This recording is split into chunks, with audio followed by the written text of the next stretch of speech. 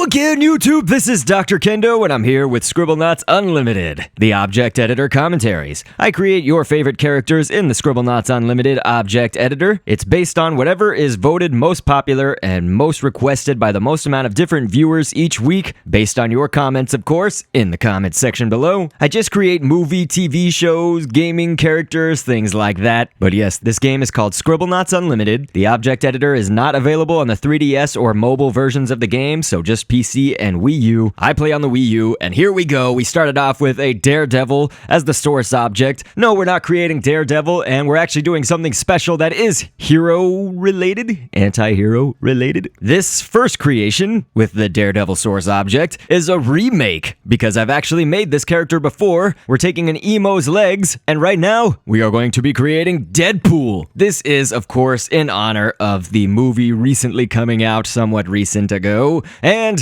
we won't stop at just Deadpool, so there will be some other things, since of course I have created Deadpool before. There were a lot of people asking for Deadpool to be created, even though I already did create it back in like episode 70 something, I think. It was in September of almost 3 years ago at this point. But we'll go ahead and now take an altar boy for the arm. We're gonna add to the arms a little bit, so this is not the extent that it goes to, but I chose this mainly for, I guess, the different colorations and whatnot. So like, for instance, I can make the black shoulder pad, but then I can make the rest of the arm red, and then we're gonna use receiver gloves. So this is gonna give Deadpool kind of with a not balled up fist, but an open fist sort of look. Now, the receiver gloves are multiple, I guess, you can use lots of different kinds of gloves, but there's multiple reasons that I chose receiver gloves. For one, I don't want them to look exactly like this, so we are painting the majority of them black, but we're gonna cover up that design a little bit more and make his gloves a little bit more complex and colorful, and match the Deadpool actual gloves. But right now, we're taking a rectangle, that's from the geometry library, of course, and painting that sort of this black color, and I'm gonna use an X, actually. This is gonna represent the ends of the swords, basically, behind his head, and it's one stamp that can get us both sword ends, so that's why I did an X. We're gonna need all the stamp space we can get, actually, so that's, again,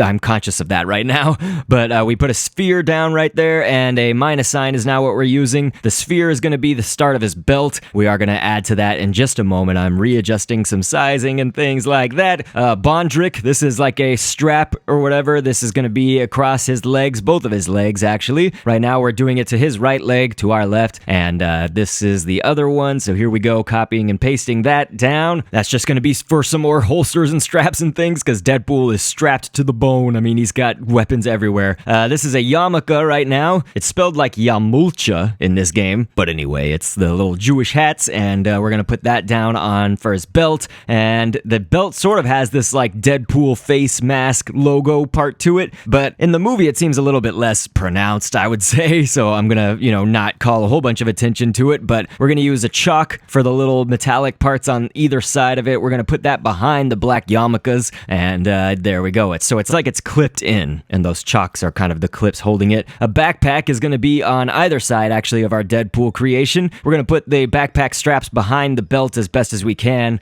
the belt buckle, I guess, and then two minus signs are gonna kind of be up towards his pecs right there for some more of the black design on his suit, and a jellyfish. This is actually gonna be for a strap going across his chest. Again, Deadpool's got straps and things everywhere, but there we go. The jellyfish, that's all looking good. That's the upper tentacle part of a jellyfish, so not the far end tentacle, but kind of the upper part closer to the body. So here we go. Now we can finally edit the rest of these gloves. Hammerhead shark, I'm gonna take that front fin right there, and it's this little triangular looking shape. We're gonna move that, and okay, there we go. I actually tried to make another one, and it looks like we are running out of stamp space with this, so this is the last one right there. Last stamp we can use, I guess I'll specify, and no, that's not Deadpool with two P's. There we go. Okay, we've named it correctly. But of course, as I said before, we have made Deadpool in this series. It was a long time ago. I'll probably show you guys, after we do the scripting and whatnot, I'll show you a comparison of the old Deadpool and this Deadpool that I've made now almost 2 years or 3 years later at this point. But we're doing a lot of the same scripts from that Deadpool.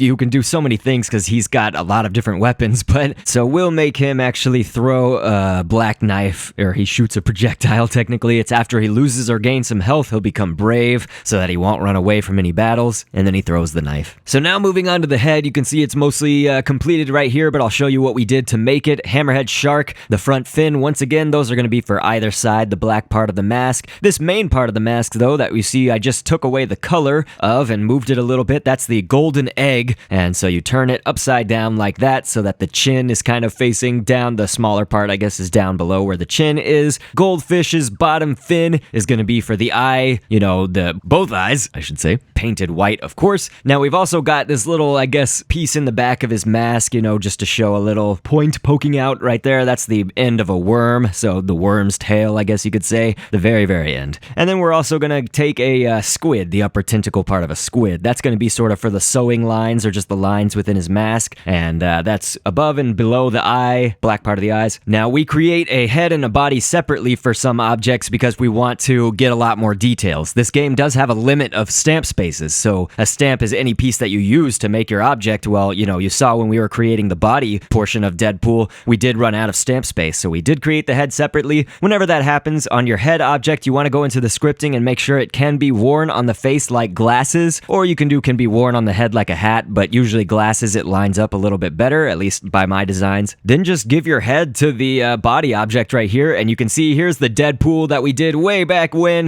This is from a long time ago in my series, so obviously my skills, my knowledge, everything has kind of changed, and I do like my remade Deadpool. It's also a Deadpool that's a little bit more by the movie's design, which wasn't too far off, I guess, from a lot of the other past Deadpool designs of comic books and animated shows of sort. But that Deadpool, the little tiny one that I did years ago, throws out a smoke bomb rather than a knife. So otherwise, most of the scripting is the same. But this is going to go on forever, seeing these two Deadpools fight it out, and we need to take one away. There we go. We'll put the old one back, and we'll keep our new Deadpool design out right now. Why not see his prowess in battle against an evil man? Actually, I need to make the man be brave or fearless or whatever so that he doesn't run away. There we go. And looks like Deadpool is going to win that, which is good. It would be sad if he lost to just a generic man. All right, so that's all good for now. It looks like we can move on and whatnot from our Deadpool. Of course, if you guys have seen the movie, it's not really a spoiler because they've shown it in the trailers. You would have to be quite possibly either not interested in Deadpool at all or living under a rock to not know that Colossus was it's in the Deadpool movie. And so we started off with a jogger. You specifically do want this jogger over other ones, or you at least want the head of that jogger. That's specifically what I'm looking for. But then we've taken the 10th page of the 29-page library. There are these mutant arms. So the mutant, it's like these green little arms right there. Those are going to be for this like maroonish color on his shirt. We use Tiny, Maxwell's his brother Tiny. He's the arms right there. As oddly enough as it sounds for Colossus's legs, we're going to use a cowgirl.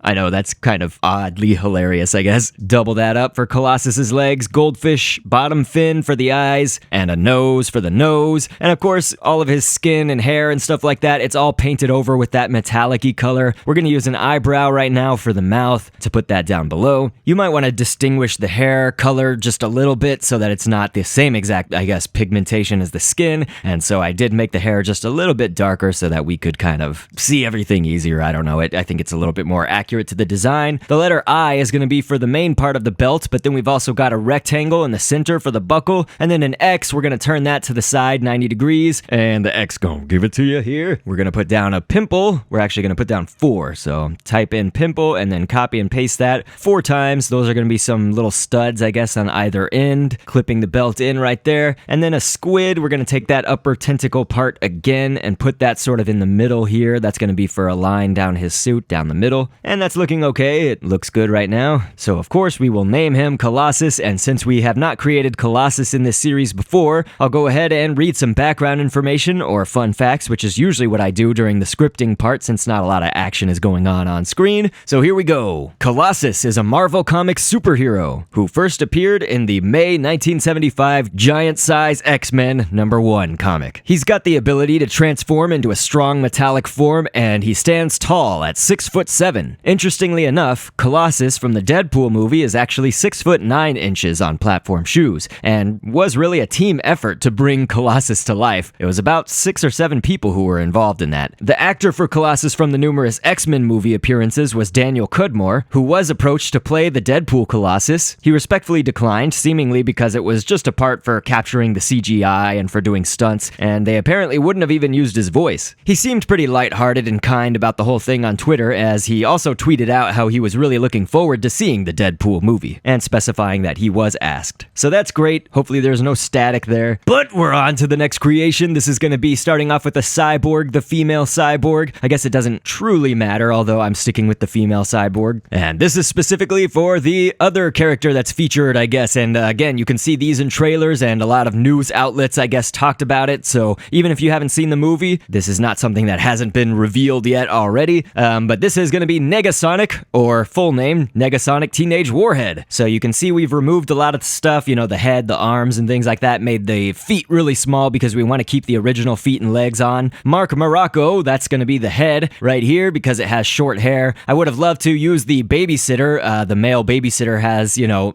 shaved head basically, but you cannot edit any of the color of the hair. It's a little bit orangish strawberry blonde looking on that babysitter, whereas we want our Negasonic Teenage Warhead to have this brunette, almost dark hair, but shaved head look. So using that mutant arm from the 10th page of the 29-page library right here, paint that the same color as the yellow on her suit, and that's going to be sort of for this turtleneck part. It's going to go over her neck, and then we've got the head on there, so I'm just shrinking down things because the cyborg body's a little bit big, but there we go. It doesn't have arms yet. We will add those in just a moment, but I'm going to feel weird if we don't have facial features on and stuff right now because it looks too man-ish right now, so I'm just going to fill in some of these. We're going to use chalk for the eyebrows. She's actually got some kind of big eyebrows, like she's a rough and tumble goth teen. She's hilarious. But then I've used a dot twice. Just keep it that normal white color that the dot starts out with. And then we're going to go with this arm from the 4th page of the 29-page library down near the bottom. That's just going to be for some, like a line or an indentation where her nose is, the bottom of her nose. So that's just more going to be like an artistic style of showing where the nose ends. And so now we've done lips, and I painted that like a really dark purple. I believe that's the shade of her lips from the movie. And so just minor adjustments to that. It looks all good. So we can put on the arms now. I'm going to go with a game developer. This is one of those, you know, situations where you could probably use a whole lot of different arms. I just took the female game developer. I don't think it really matters. You could probably also go with the male. They're mostly sized the same. And this is also for kind of a 3-arm part coloration that I can do here. So I can make the shoulders be this yellowish color, and then the middle of them be black, and then have her hands, the normal skin tone, down at the bottom. So that looks good. And so for Negasonic Teenage Warhead's legs, we're just using the back leg of an astronaut doubled twice right there. This is going to be so that we could have the black pants with the boot. We want kind of that boot right there. And on the 20th page of the 29-page library of general shapes, we took an arm there, sort of that almost, it's bended slightly arm. We're going to use a dot twice. One is going to be yellow, and then the other one's going to have this sort of mesh net looking pattern, and that's for the little X, just circle thing on her neck right there, on the suit of her neck. So then we've taken a pimple and painted that black. The pimples are going to be for the iris in the eyes, and then 2 pimples once again are going to be for the white, the glimmer or glisten in her eyes to make them shiny. And then we're going to use that another arm from the 20th page on the 29-page library, top right corner, the very straight looking arm. We're going to do that twice. That's going to be sort of for the edge of the X that's on her shoulder there. That would be her left shoulder. It's to our right side, just so you guys can follow along. And then right here, I'm kind of getting a glimpse at what this looks like. We're going to put pimples down below the little nose part that I did. We'll just use 1 pimple right there, and that's going to be for her septum piercing, you know, her nose. And I think this all looks pretty good, so we'll go into the scripting, and I'll read some background information for Negasonic. Of course, as I mentioned, Negasonic Teenage Warhead is the full name, who was named after the Monster Magnet song of the same name. And she's quite different in appearance from the Deadpool movie compared to the Marvel comics of old. In the comics, Negasonic is short-lived with few appearances and references. She's also pale and kind of almost blue-looking in the comics, also wearing a different outfit than the one in the Deadpool movie. Anyway, though, regarding her powers in Deadpool, Tim Miller, the film's director, said, and I quote, "We're going to need to make her powers fit with who she feels like she is in the movie, and so to me, it's just like the other characters in the Marvel universe, like Nitro, for instance, whose power is to just explode parts of their body. But we did try to do it so that it wasn't just a simple, oh, I can explode. She can transfer the force of the explosion down so she can move upwards. She can put it into a punch if she wanted to." And end quote. But yes, it's a pretty cool character. You know, they took kind of an obscure X-Men. They used a lot of references, of course, in the Deadpool movie. Hopefully you guys have seen it by now, or you are planning on seeing it. I thought it was a good movie, but, you know, it wasn't the greatest superhero movie. Like, I like the Avengers, I like the X-Men movies. This movie was just good to me. It wasn't, like, mind-blowingly fantastic. But hey, who doesn't love Deadpool? So I loved some of the insults, and anybody who calls someone else a Muppet fart kind of has my vote in this world for insults. So here we go, Negasonic Teenage Warhead. There we are. We'll put down a hostile bull for her to fight and see how this scripting works, because I have it so that, of course, she becomes brave after she takes some damage, or loses or gains health, basically, and then she shoots out a exploding fireball, which just hit me! I'm on fire!